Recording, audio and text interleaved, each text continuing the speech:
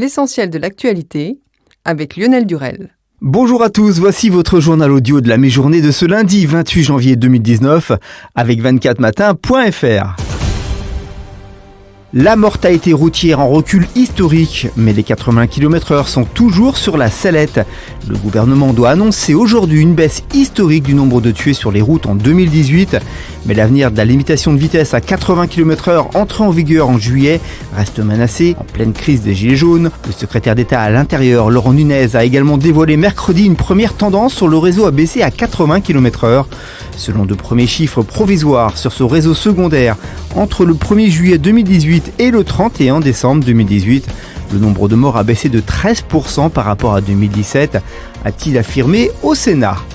Selon le secrétaire général de la CFDT, Laurent Berger, le patronat portera la responsabilité de l'échec de la négociation sur la réforme de l'assurance chômage s'il persiste à refuser tout mécanisme de bonus-malus pour freiner le recours au contrat court. Au micro d'RMC BFM TV, le responsable de la CFDT a ajouté « Soit on a une séance de négociation jeudi, telle qu'elle est prévue, et on discute, y compris de la façon dont on responsabilise les employeurs dans l'utilisation de ces contrats courts, soit le patronat portera la responsabilité de l'échec de ces négociations. » La semaine dernière, les partenaires sociaux avaient confronté une nouvelle fois leur désaccord sur ce dossier de la régulation des contrats courts par un bonus-malus.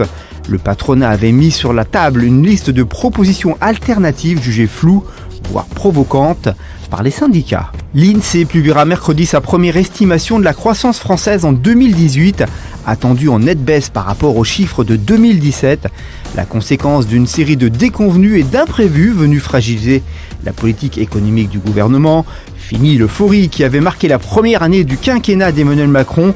Dans sa dernière note de conjoncture publiée mi-décembre, l'Institut national des statistiques a évalué à 1,5% le niveau de croissance qui devrait avoir été atteint en 2018. Ce chiffre, conforme à la prévision de la Banque de France, est inférieur de 0,8 points à la hausse du produit intérieur brut atteinte en 2017. Trou d'air passager ou coup de frein durable, en un an, le climat économique a clairement changé, souligne à l'AFP Olivier Passet, directeur des études chez Cerfi. Ce n'est pas un coup d'arrêt total, mais le ralentissement est très net, abonde Emmanuel Gessua, économiste chez Rexecode. Un commando armé a attaqué une escorte pénitentiaire ce matin devant le palais de justice de Tarascon dans les Bouches-du-Rhône, permettant à un détenu qui devait être conduit devant un juge d'instruction de s'évader. Vers 8h30, 3 malfaiteurs lourdement armés, selon le procureur de la République, ont fait irruption devant le palais de justice. Face à eux, 3 agents de l'administration pénitentiaire qui escortaient un détenu du centre pénitentiaire de Béziers, un détenu qui s'est évadé et qui était âgé de 27 ans et était écroué en détention provisoire depuis le 26 septembre 2017 pour vol avec arme, vol aggravé, association de malfaiteurs, a précisé l'administration pénitentiaire. En bref, et dans le reste de l'actualité, Jérôme Rodriguez, l'une des figures du mouvement des Gilets jaunes grièvement blessé à l'œil samedi à Paris, a été touché par un tir de flashball, a affirmé dimanche son avocat Philippe de Vol sur BFM TV. « J'ai des éléments matériels dans le sens où c'est un tir de flashball », a déclaré maître de Vol, disant réfuter totalement la thèse d'une blessure par un éclat de grenade de désencerclement. 9,15 € de l'heure, Uber dévoile le revenu de ses chauffeurs, en difficulté après une récente décision de justice qui pourrait bousculer en profondeur son modèle économique et une fronde de certains conducteurs VTC. La plateforme américaine Uber dévoile des chiffres inédits sur les revenus de ses chauffeurs français, soit un revenu net mensuel de 1 617 € selon Uber. Ce revenu est calculé sur l'hypothèse de 45,3 heures de connexion hebdomadaire à l'application, ce qui est, souligne Uber, le temps de travail des non-salariés. En sport, demi-finaliste à l'Open d'Australie alors qu'il n'avait jamais gagné le moindre match à Melbourne, Lucas Pouille est évidemment l'un des grands gagnants du dernier classement ATP. Grâce à sa place dans le dernier carré, le Français progresse en effet de 14 rangs et pointe à la 17e place mondiale. Aux avant-postes, si Novak Djokovic, titré en Australie, conforte sa première place devant Rafael Nadal, Roger Federer, éliminé dès les 8e de finale, perd sa place sur le podium et ne pointe plus qu'à la 6e position. La commission de discipline de la Ligue doit se réunir dès ce lundi pour évoquer le jet de pétard qui a provoqué vendredi l'interruption pendant 38 minutes de la rencontre entre Marseille et Lille. L'OM peut écoper d'amende ou d'un huis clos partiel ou total. Les Marseillais devraient en tout cas être rapidement fixés sur leur sort.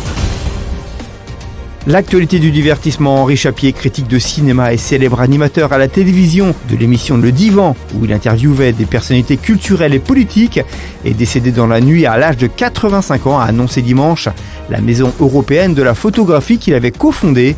Marc-Olivier Fogiel, qui a relancé Le Divan en 2015, a salué le créateur de l'émission.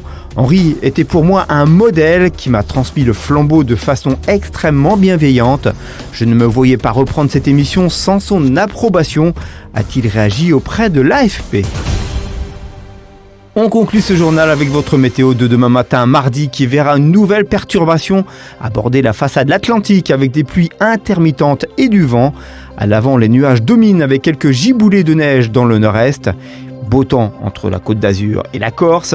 Il fera de -2 à Dijon, à 9 pour Biarritz, 0 à Paris et Lille, 1 à Rennes, 2 à Marseille. Merci d'avoir suivi ce journal. Rendez-vous sur 24matin.fr pour rester en contact avec l'actualité. On vous donne rendez-vous à 19h30 pour les 5 infos immanquables du jour sur notre site. Bon après-midi à tous, à mardi 13h pour un tout nouveau Flash Info.